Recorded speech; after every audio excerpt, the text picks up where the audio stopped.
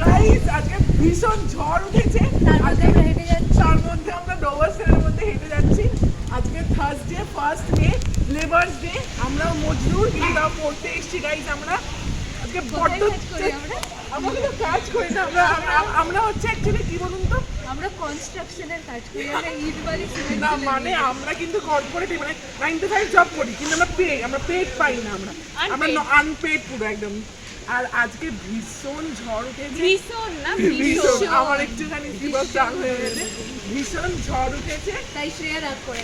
আমরা এখন সে আমাদের ফেভারিট দাদার কাছে ফুচকা খেতে যাবো, আমাদের ফেভারিট। আর এই ঝড়ের মধ্যে মিষ্টি আর টক জল দিয়ে ফুচকা।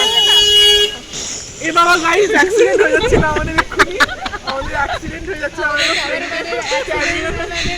হয়ে যাচ্ছিল কিন্তু আমরা বাঁচিয়ে নিয়েছি তাকে। অঙ্কিতা তুই এবার এভাবে এবার